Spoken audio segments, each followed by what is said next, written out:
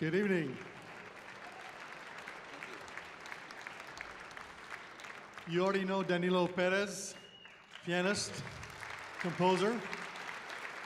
And for those of you who don't know, this is Caitlin Boyle, who's the violist in the Cecilia Quartet.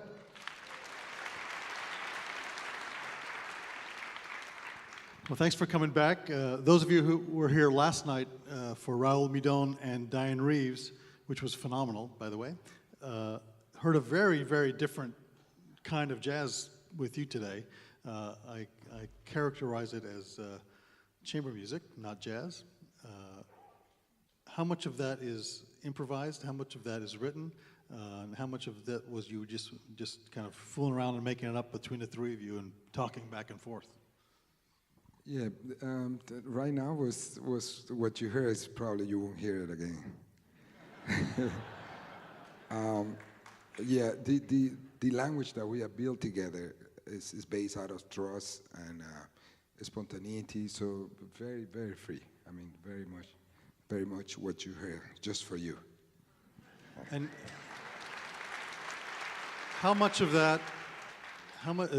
For those of you who may not know, this trio that you see here all have their own bands and all compose and do their own thing, but they're also the trio for the Wayne Shorter Quartet. This is the trio part of the Wayne Shorter Quartet. So how much of that trust, freedom, the way you talk to each other, the language, comes from what Wayne has given you for 10 years, 12 years of playing with Wayne?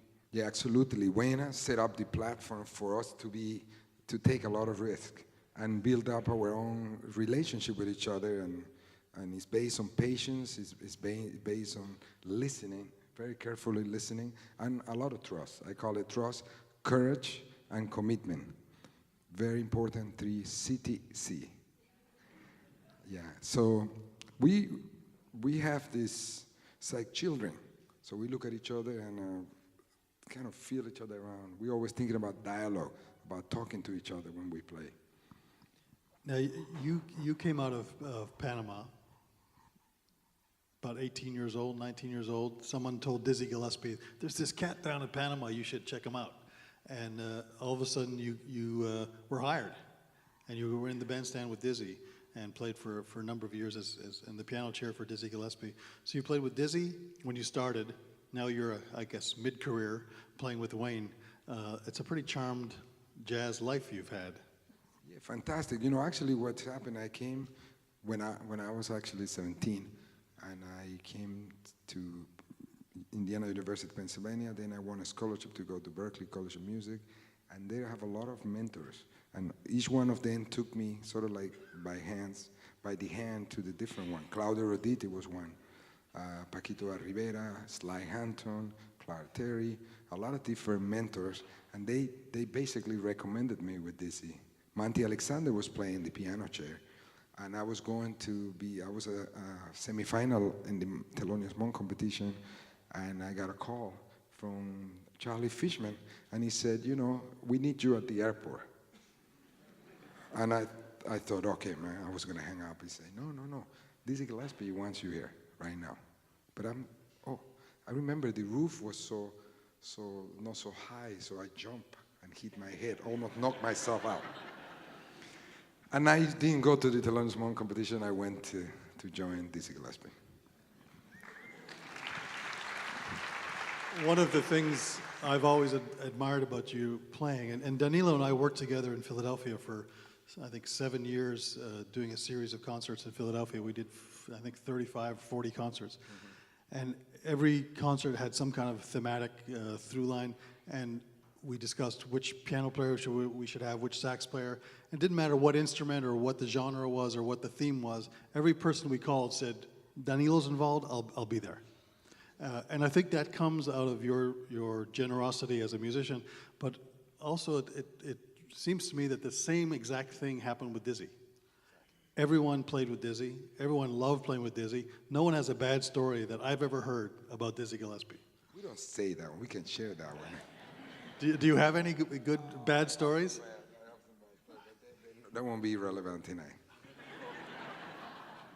I only had the pleasure of seeing Dizzy once, and it was at the Montreal Jazz Festival It was a double bill at Place des Arts with Dizzy Gillespie and Miles Davis on the same bill. Oh, talking about that, I tell you one, Miles Davis and this. We were in Italy about to play it was a triple double bill. It was a triple group. It was Max Roach with his band, Dizzy Gillespie with his band, and Miles Davis. And I was with him. I was used to be on the piano and the sound check with him. And he was showing me a lot of things. I was like, what? So all of a sudden I see an entourage coming with a man in the middle, and it was Miles Davis.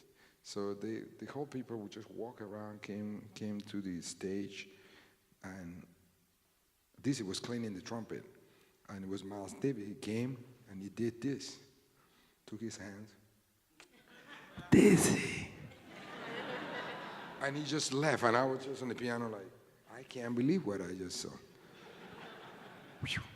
But the word that resonated for me was gratitude.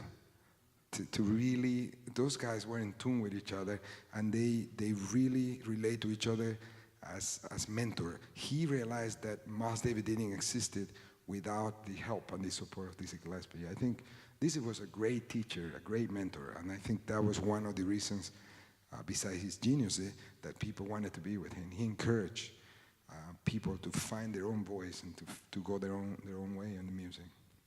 Well, let me ask Caitlin. So you're a violist. Yes. No viola jokes at this point. You're a classical, quote-unquote classical violist. We're obviously breaking down barriers here today, what you're going to hear. Have you guys ever played a jazz piece? No, we have not. This is our this is our first go at it. So we are very excited. And so explain to me a little bit about how that was, getting the sheet music, meeting Danilo, rehearsing. What did you have to change, or what did you have to learn to be able to play his language as opposed to Dvorak or a Beethoven string quartet?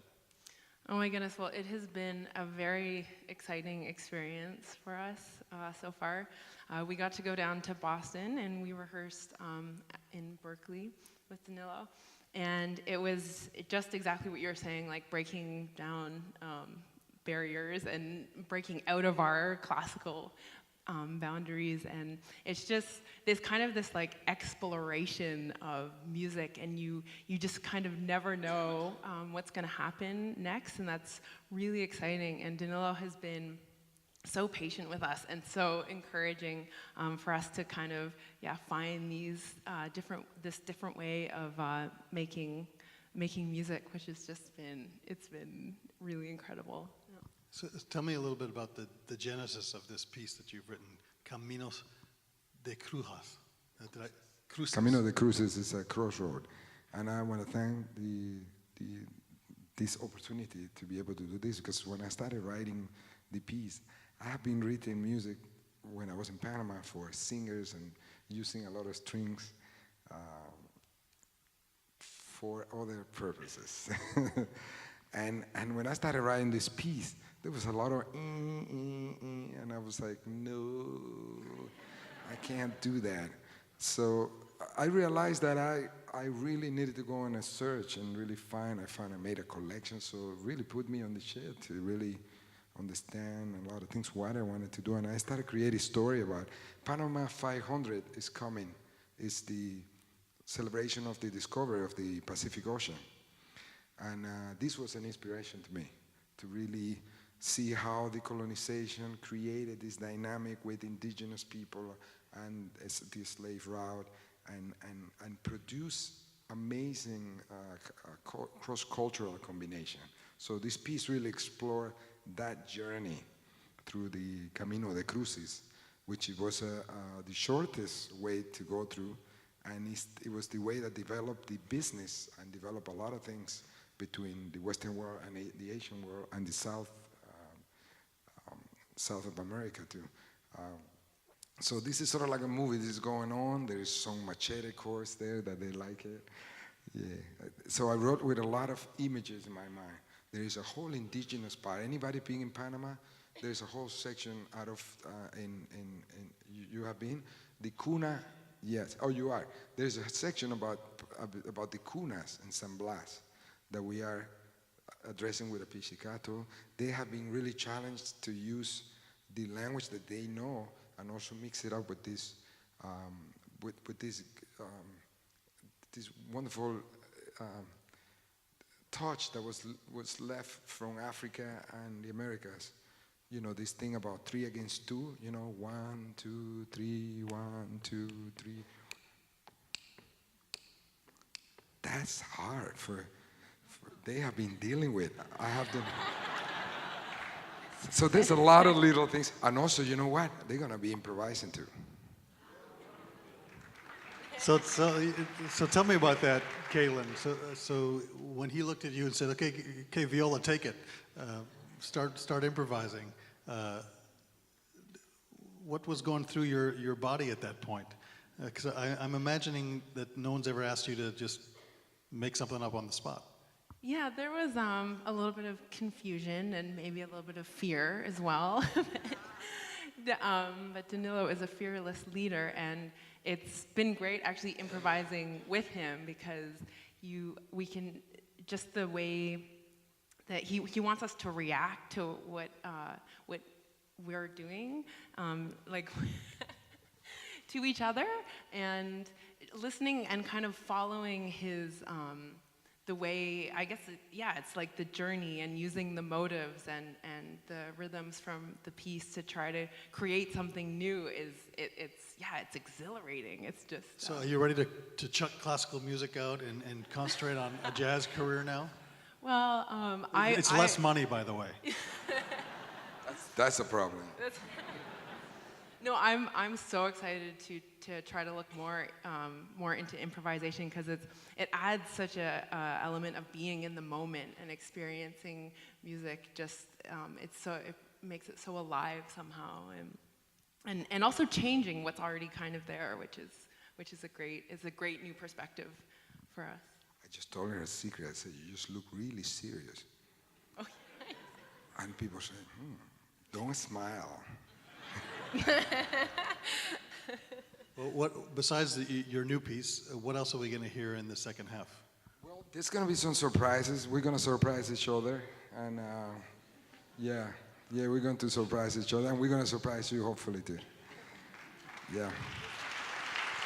Well, we would like to thank the Cecilia Quartet for stepping into this.